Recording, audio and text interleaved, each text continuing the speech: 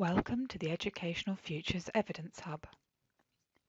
This movie will give a short guided tour of how to explore the Evidence Hub and how to start adding your own stories to it. We'll begin on the home page. On the left-hand side, you will find a link to further information about the Evidence Hub. You will find a link to the help, a link to this movie, and 2 links to start contributing your stories. On the right-hand side, you will find various ways you can explore the Evidence Hub. Let's go through these one at a time. The Evidence Hub is designed to hold certain categories of information, so let's look at those to begin with. Here you will see we have several categories: key challenges, issues, potential solutions, research claims, evidence for those, resources, organisations and projects, and people. These links here are mirrored by the tabs across the top. Each of these holds a different category of information: key challenges, potential solutions, issues, claims, evidence, resources, organisations, projects, and people. So that's one way you can explore the information on the site, by category. The next way you can explore the information is simply by searching for it. You can search by phrase or by keyword. For example, schools. You are then taken to a search results page, which will show you the results by category.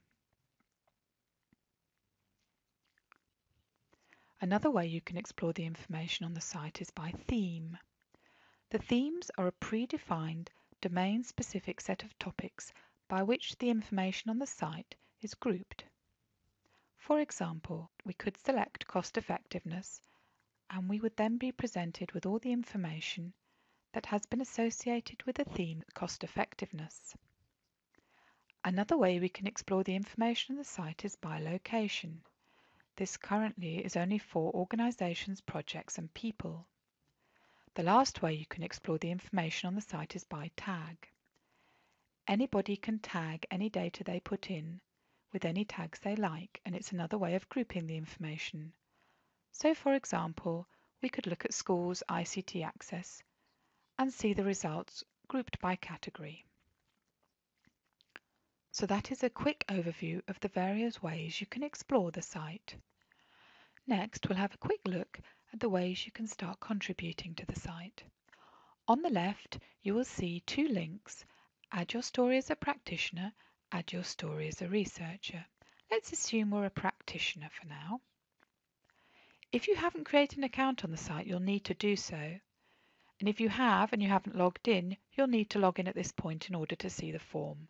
So let's log in. You will then be taken to the form Add Your Story as a Practitioner. The first part of the form deals with issues.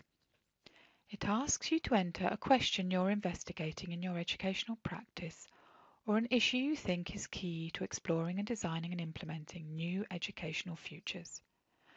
First, you enter a short summary and then a longer description below. You can then associate this issue to one or more of the key challenges identified on the site. At this point we only have 2, but there'll be more in the future. The next part of the form asks you to enter a solution you propose to help tackle this issue. Again, you are asked to enter a summary, and then if you want to, a longer description. The third section asks you to enter any evidence you have to support this solution. It first asks you to enter the type of evidence. The default is story, but you can also put in a case study, a policy, or research findings. Again, put a summary of your evidence and a longer description. The next section asks you to link to your evidence any web-based resources that can help support it. There are 2 types: web resource and publication.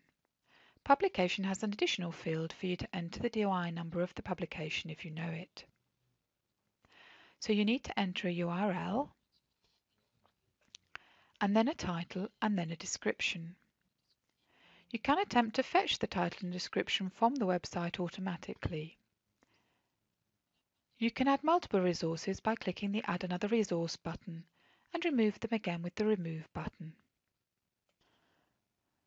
The next section asks you to pick a theme. As I discussed before, this is a list of predefined themes for the domain.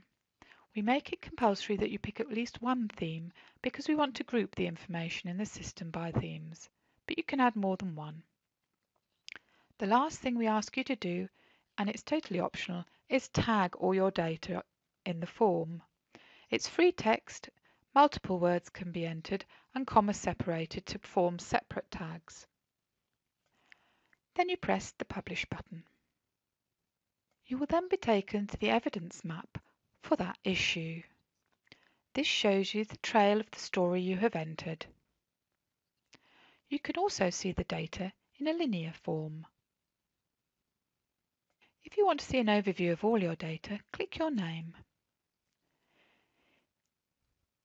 Here is your home page and it lists an overview of all the information you've put, and you can explore them using the tabs one at a time across the top.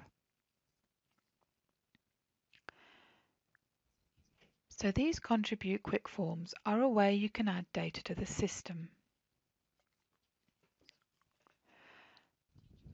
Each category also has its own Add buttons on it: Add Issue, Add Solution, Add Evidence, Add Resource, and so on.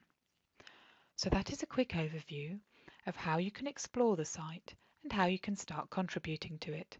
There will be further help movies on individual sections of the site. Thank you for listening.